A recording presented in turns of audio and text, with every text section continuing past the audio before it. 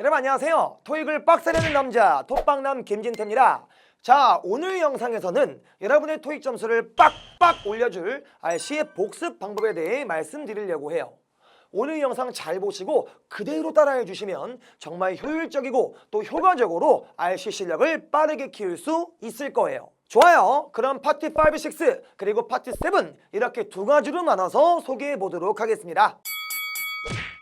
먼저 첫 번째 파트 5, 6 복습 방법. 여러분 파트 5, 6 복습은 어떻게 하면 좋을까요?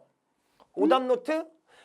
가장 일반적인 방법이긴 하지만 저는 개인적으로 굉장히 비효율적이라고 생각해요. 왜 그럴까요? 오답 노트는 틀리거나 헷갈리는 문제를 일일이 다 팔 빠지게 써야 하거든요. 물론 900점 이상 고득점자에게는 틀리거나 헷갈리는 문제의 수가 많지 않기 때문에 오답 노트가 굉장히 좋은 방법이에요. 그런데 그 이하의 점수대에서는 오답 노트를 진행해야 할 문제가 너무 많아서 시간적으로 굉장히 비효율적입니다. 그리고 솔직히 그렇게 많이 쓰면 일주일에 벌써 몇십 문제나 될 텐데 그걸 제대로 다 볼 수나 있을까요? 다른 챕터 진도 나가기도 바쁜데 말이에요. 또 그렇게 많은 문제를 쓰다 보면 어느새 실제로 생각하는 과정은 사라지고 그걸 쓰는 행위 자체에만 집중하게 되는 부작용도 있습니다. 그래서 제가 여러분께 추천드리는 가장 좋은 파트 5, 6 복습 방법은 바로 셀프 티칭이에요. 셀프 티칭은 말 그대로 스스로 가르치는 방식인데요. 여러분 어떤 주제를 가장 확실하게 이해하는 방법이 뭔지 아세요? 바로 그 주제를 누군가에게 가르쳐보는 거예요. 누군가에게 뭔가를 가르치려면 그것에 대한 높은 이해도를 갖고 있어야 합니다. 그래야지 내용을 온전히 전달할 테니까요.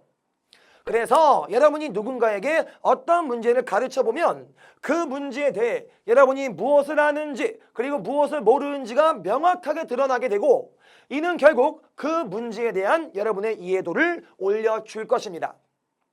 즉 완전한 복습이 되는 것이죠.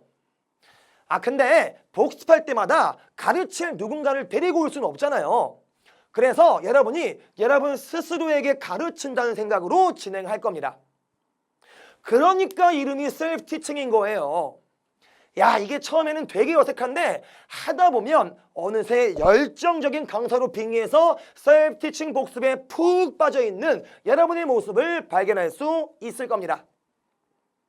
그리고 여러분이 가르치는 과정 동안 실제로 계속 생각을 해야 되기 때문에 복습 과정 전체가 낭비되는 시간 없이 꽉꽉 찰 수밖에 없겠죠. 좋아요. 그럼 지금부터 셀프 티칭을 하는 방법을 알려드릴 건데 설명을 드리면서 동시에 실제로 어떻게 진행되는지 1인칭 시점으로 보여드리려고 합니다. 셀프 티칭은 총 3단계로 이루어져 있어요. 1단계 시간 맞춰 문제 풀기. 시간을 맞춰 문제를 푸는 것은 굉장히 중요합니다. 토익 시험은 아주 타이트한 시간 제한을 주기 때문에 평소에 문제를 풀 때 시간을 맞추지 않고 편하게만 푼다면 실제 시험에서 시간에 대한 압박감 때문에 제 실력을 발휘할 수 없을 거예요. 그래서 권장 문제풀이 시간은 한 문제당 최대 30초이고요. 가능하다면 실력에 따라 더 단축시켜 주시면 되겠습니다. 자, 그럼 실제 예시를 위해서 1인칭 시점으로 두 문제를 시간 재고 제가 한번 풀어볼게요. 30초씩 두 문제니까 총 1분 갑니다. 그럼 준비 시작!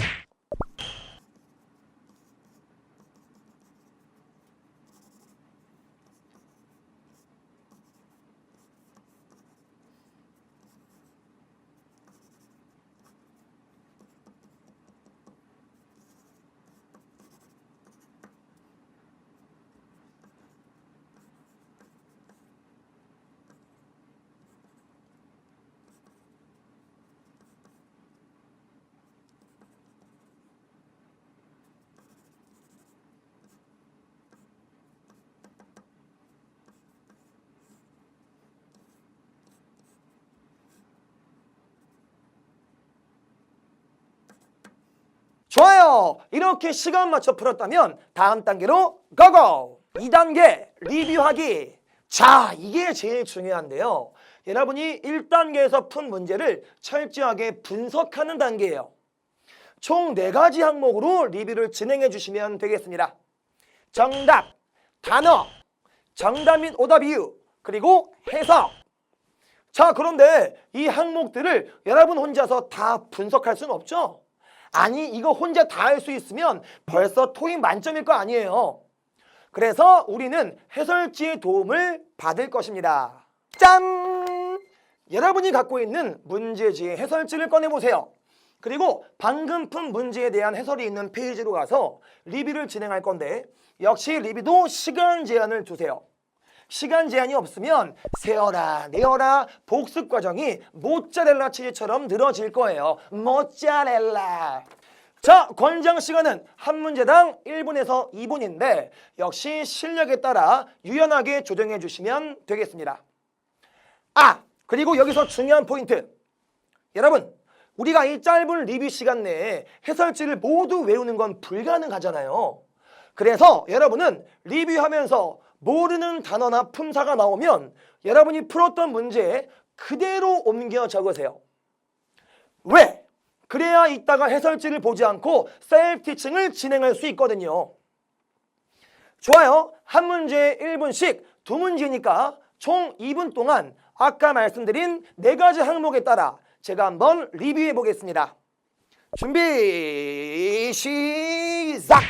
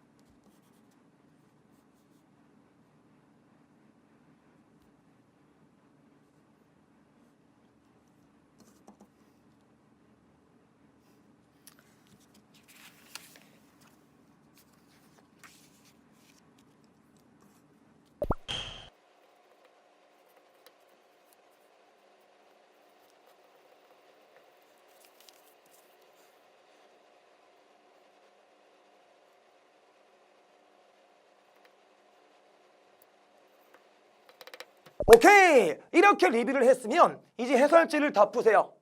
그리고 드디어 대망의 마지막 단계입니다. 3단계 셀프 티칭. 셀프 티칭은 여러분 스스로 강사가 되었다고 생각하면서 해설지를 보지 않고 여러분 스스로를 가르치는 단계입니다. 그런데 그냥 무작정 하기보다 다음 3가지 순서에 따라 진행해 주시면 아주 좋아요. 정답, 정답 및 오답 이유, 그리고 문장 전체 해석.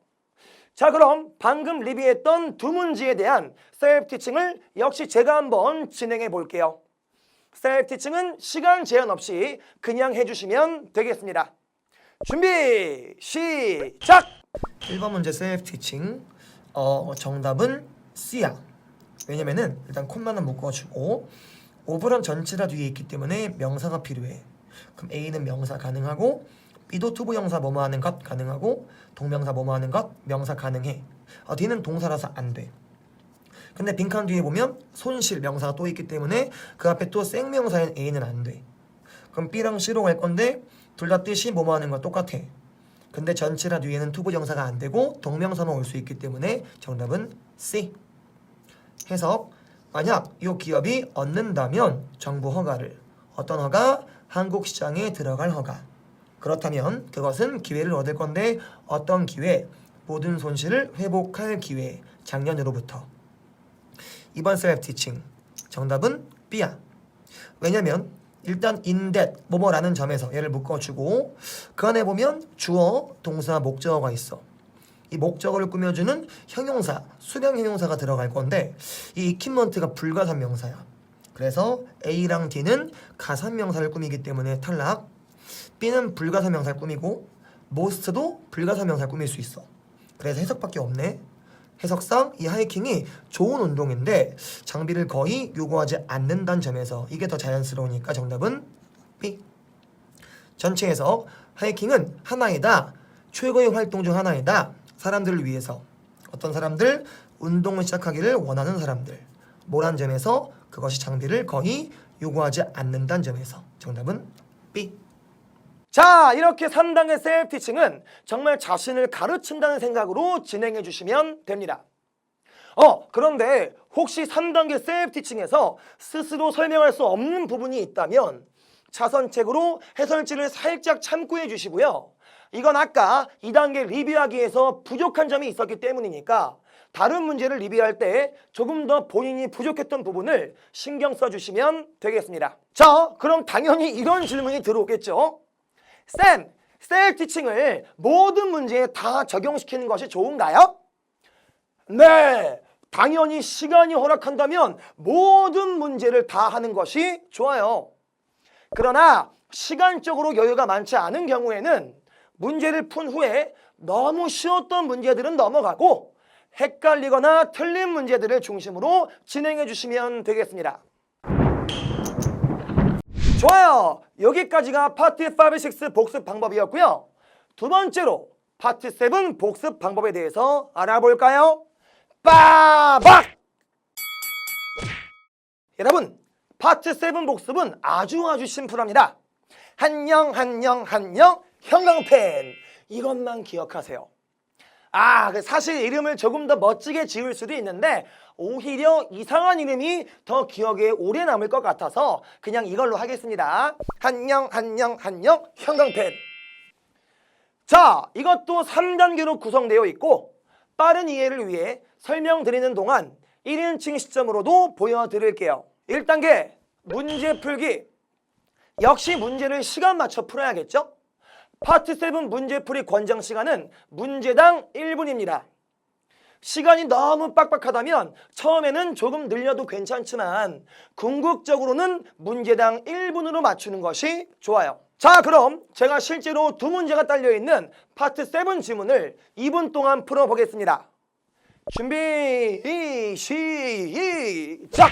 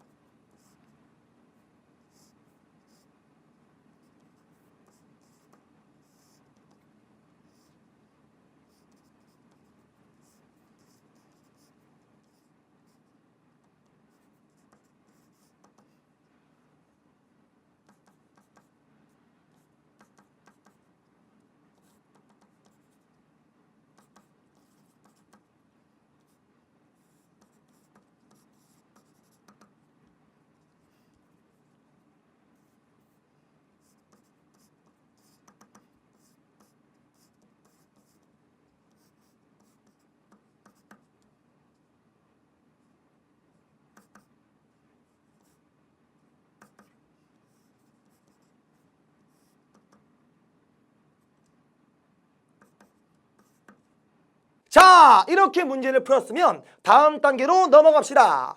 2단계 한영. 여러분들 파트 7 지문을 리뷰할 때는 영어 지문을 바로 읽지 말고 꼭 한글 지문을 먼저 읽어주세요. 그리고 나서 영어 지문을 읽는 겁니다. 왜 그럴까요? 영어 공부가 처음인 여러분들이 영어 지문을 먼저 읽게 되면 단어, 문맥, 문장 구조 등 모든 것이 낯설고 어렵기 때문에 속도가 굉장히 느려집니다. 그리고 사실 그렇게 억지로 한다고 해도 내용이 잘 들어오지도 않아요. 이건 결국 복습에 대한 의지가 꺾이는 부정적인 결과로 이어집니다.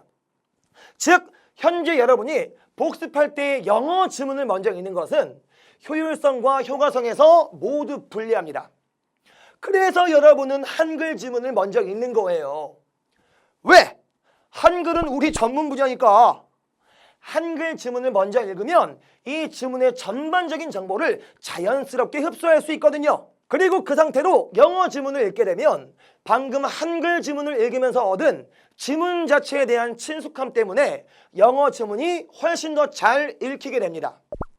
단어의 뜻도 더 명확히 할 수 있고 문맥도 빠르게 파악해요. 이 과정을 3번 반복하는 겁니다. 그럼 마지막 3번째 영어 지문을 읽을 때는 아주 능숙하게 독해하는 여러분의 모습을 발견할 수 있을 거예요. 그래서 이름이 한영인 거예요. 아, 이게 이름이 이상해도 다 거기에 깊은 뜻이 있습니다. 자, 그럼 1단계에서 풀었던 지문과 이 지문에 대한 해설지를 갖고 실제로 제가 복습하는 과정을 보여드릴게요. 이건 따로 시간 제한이 없습니다. 준비, 시작!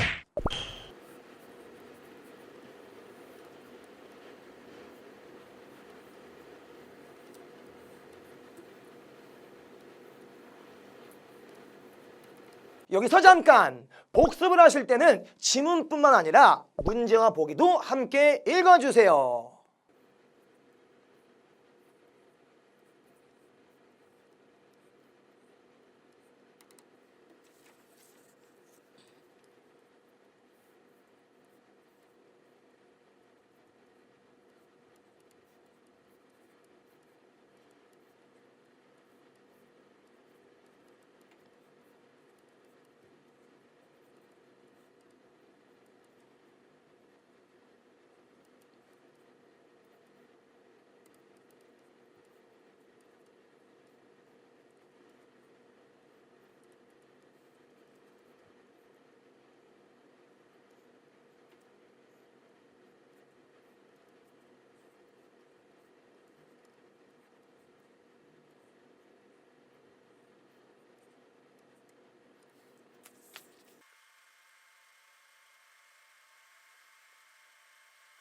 좋아요. 한영 이렇게 3번씩 읽었으면 이제 마지막 3단계인 형광펜을 할 겁니다.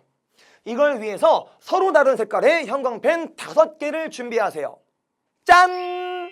그리고 각 문제의 정답과 그 정답의 근거가 되는 지문 속 문장에 형광펜으로 쭉쭉 표시를 할 건데 각 문제마다 다른 색깔의 형광펜으로 표시해 주세요. 이미 2단계에서 지문 내용과 문제 보기를 여러 번 읽어놨기 때문에 굉장히 수월하게 진행할 수 있을 겁니다.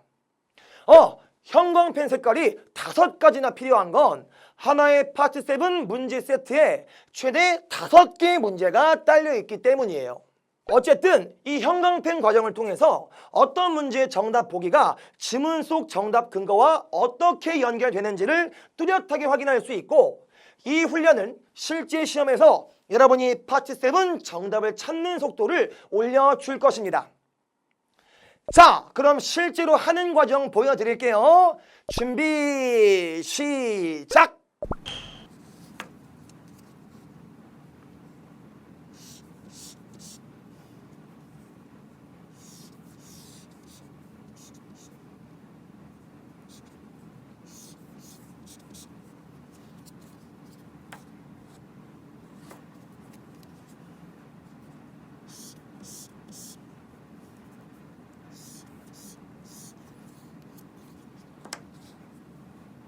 자, 이렇게 마지막 3단계까지 마쳤으면 여러분은 그 막막하기만 했던 파트 7 복습을 완성도 있게 마무리하신 거예요.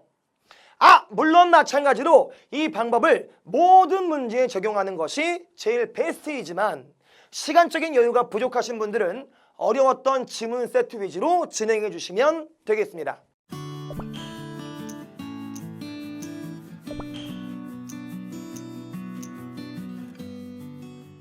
좋아요. 지금까지 여러분께 RC 복습 방법을 소개해 드렸습니다. 여러분, 복습은 이렇게 하는 거예요.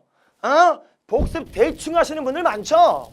문제 풀고 맞췄으면 역시 맞았다 하고 넘어가고 틀렸으면 틀렸다 해설지 한번 쓱 보면서 그렇구나 하고 넘어가고.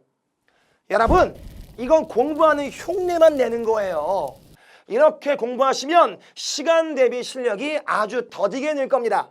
반면 제가 소개해드린 복습 방법은 완전히 다르죠.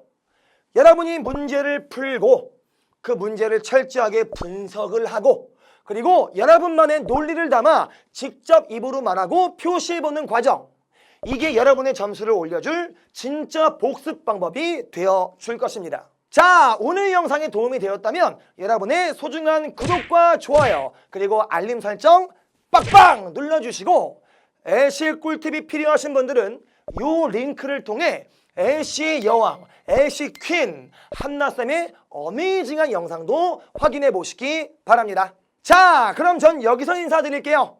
지금까지 토익을 빡살내는 남자 톡방남 김진태였습니다. 톡박!